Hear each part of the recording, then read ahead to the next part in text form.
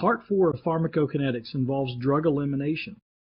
Drug elimination, there's two main ways that we can eliminate drugs. That would be biotransformation, in other words, liver metabolism to eliminate the metabolites, or renal excretion. The liver and the kidneys are clearly the two most important organs for drug elimination. They're not the only organs, but they are the two most important ones. When we talk about elimination, we use the term half-life. Easy to define half-life. Half-life is the time that it takes to decrease the plasma level to 50% of a former level. So we have to discuss half-lives as we're talking about drug elimination. There are two types of elimination. There's zero order and first order. Now, zero order is the exception to the rule. In other words, very, very few drugs are actually eliminated by zero order kinetics.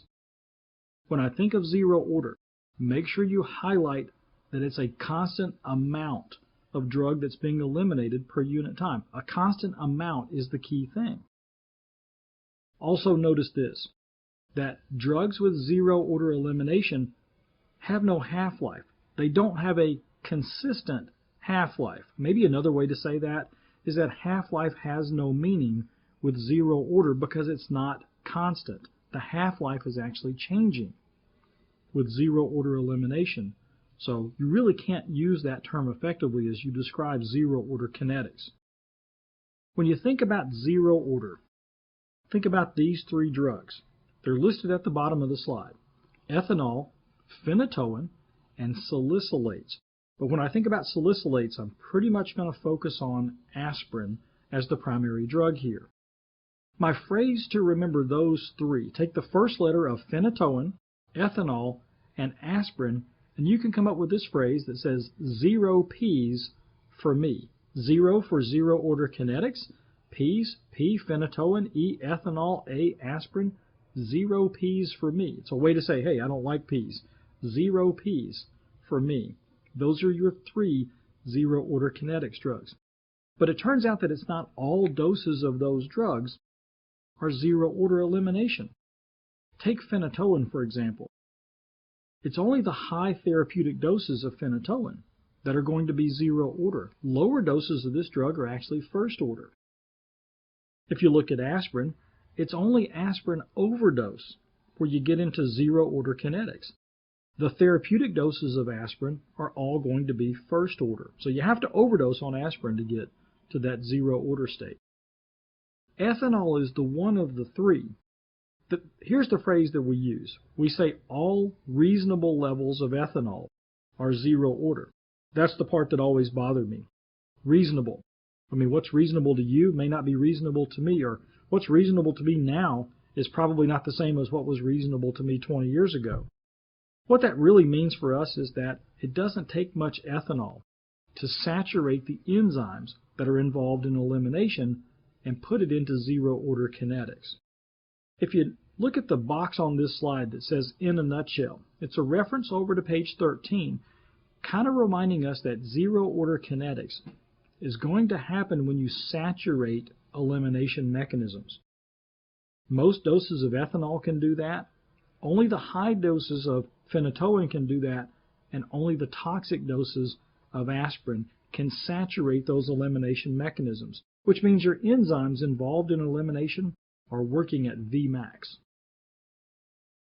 It's always great to have an example of zero order elimination. If you look at this slide and you start with 80 milligrams of a drug, after 4 hours, we're down to 70 milligrams. 4 hours later, we're down to 60. 4 hours later, we're at 50. And then 4 more hours, we're down to 40 milligrams. Check the amount. How much drug do we lose in the first 4 hours? We lost 10 milligrams. How much in the second 4 hours? Also 10 milligrams. In the third 4 hours, 10 milligrams. And in the fourth period of time, we lost 10 milligrams. We are losing a constant amount per unit time. We're losing 10 milligrams every 4 hours.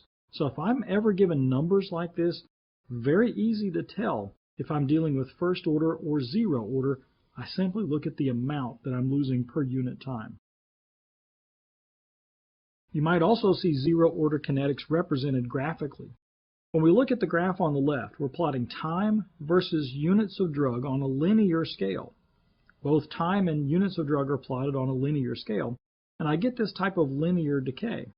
The graph on the left is probably the one that you're more familiar with, whereas the graph on the right, which plots time on a linear scale versus the log units of drug, this is a semi-log plot. This one is probably not as familiar to you.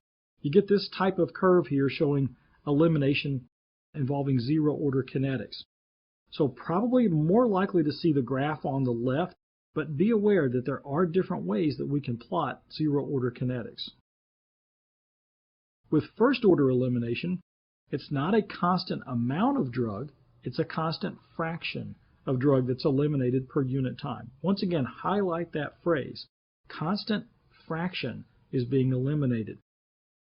In fact, this is what most drugs are going to follow. Most drugs are going to be eliminated by first-order kinetics. In fact, we can pretty much go with the rule that if it's not phenytoin, ethanol, or aspirin, it's going to be eliminated by first-order kinetics. And in this case, we're going to follow typical enzyme kinetics. And what I mean by that is we're not saturating the enzymes. If zero order is really saturation kinetics, then first order is non-saturation kinetics. The enzymes are working at less than Vmax.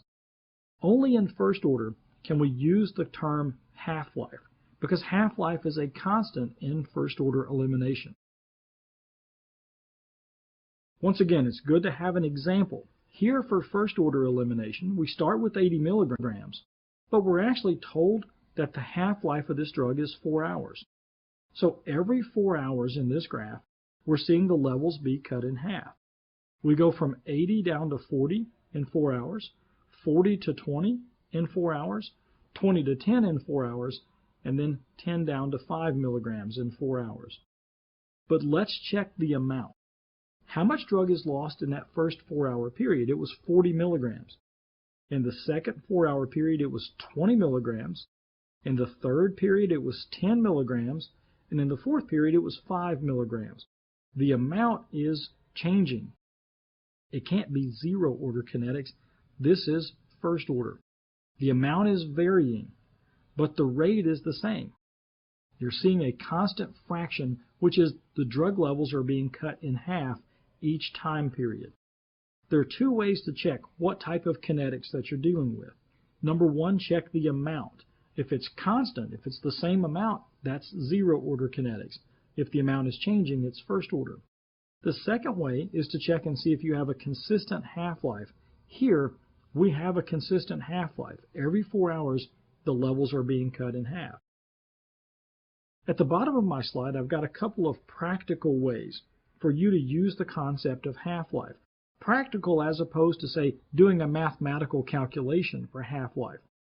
The first example says, what if a patient is dosed with 80 milligrams as shown in this diagram? Can you answer how much drug is left after 4 half-lives? It's a fairly easy question, simply asking you to decay the drug 4 times. The first decay goes down to 40, the second to 20, the third to 10, and the fourth takes you to 5 milligrams. After 4 half-lives, you have 5 milligrams left. What if we went the other way? What if you have a patient that shows up at the ER and you measure and find that they have 5 milligrams of drug in their body? The patient said she dosed 8 hours ago. How much drug did she ingest? Well, if she's got 5 milligrams now, I have to back up 8 hours, which is 2 half-lives. So I'm going to have to double that amount twice. The first 4-hour period, if you go backwards, 5 goes back to 10. The second 4-hour period, 10 goes to 20 milligrams. She ingested 20. That would be the correct answer to that question. You can also look at the graphs for first-order kinetics. Again, I think the graph on the left is the one that most people are familiar with. It plots time versus units of drug, both on a linear scale. And you get this type of exponential decay for first-order kinetics. Here's the scary thing. Look at the graph on the right. If I plot time versus the log units of the drug, notice how I get this linear decay that reminds me of zero-order kinetics, plotted on a linear scale. So the similarity between those two graphs is a point of concern, no doubt. It means really a couple of things. One, it means you might have to pay attention to your axes. Is it units of drug or is it log units of drug? The second is, how about if there's another way to distinguish what type of kinetics I'm dealing with when I look at a graph? That other way would be to determine half-life of the drug. We're going to do that on the next slide. So in this graph, we're plotting time versus plasma levels of the drug. In this type of graph, we can actually estimate half-life. And if I can estimate half-life and get a consistent half-life, I know that I'm dealing with first-order kinetics. I know that that's what I'm dealing with. You should notice by the shape of this curve that it's an IV dose. Do you notice that the plasma levels start up high and then follow with the elimination phase over time? In fact, when you look at the graph and you carefully analyze, there actually are two slopes shown here. The first slope is the distribution phase. It's very short. Time-wise, it happens very quickly. That first slope represents the drug being distributed from the plasma into the tissues. The second line, the second slope, is much longer and represents the elimination phase. Here's a rule for you to follow.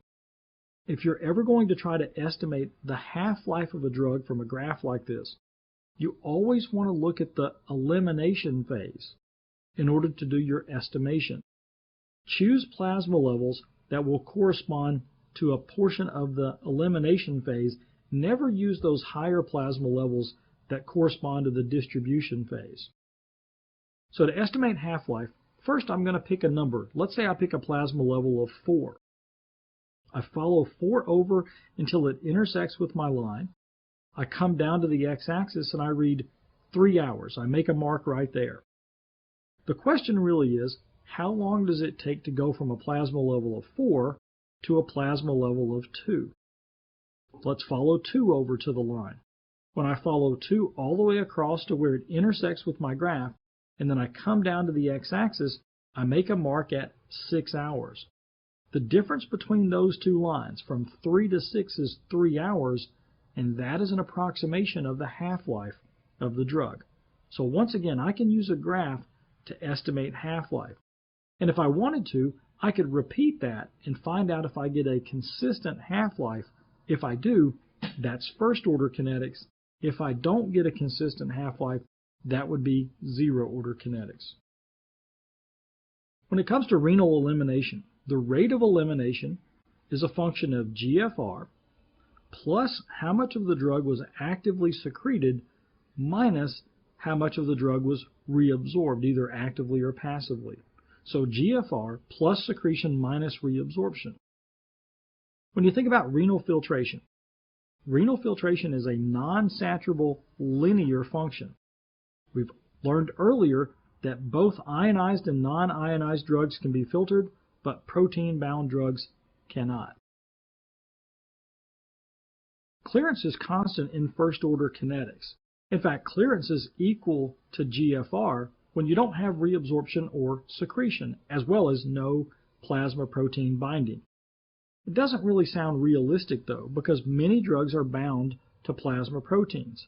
So I have to think about clearance being a function of the free fraction of the drug. In fact, it's the free fraction multiplied times the GFR that will estimate the clearance of the drug. But free fraction is not something that is commonly given to you in a question. What are they more likely to give you in a test question? They will give you how much of the drug is bound to plasma proteins. So simply take 100% minus the percent bound to give you the free fraction. If a drug is 80% bound, then 20% of it is free. 20% times my GFR gives me the clearance of that drug. Once again, only the free portion of that drug is being filtered and cleared from the body. But let's do some interpretation here. It's very important for you to actually see numbers and explain what those numbers mean. What if you're told that the actual clearance of a drug is less than GFR? The clearance is less than GFR. You have to assume that what process is going on. If the clearance is less than GFR, then I must be reabsorbing that drug. I filtered a certain amount, but that's not what I'm eliminating. I'm eliminating less than that. So I must be reabsorbing the drug. On the other hand, if the actual clearance of a drug is greater than the GFR, then I must be adding to the filtrate. I must be actively secreting that drug into the renal tubules because what I filtered is not as much as what's being cleared, so I must be adding to the filtrate at that point.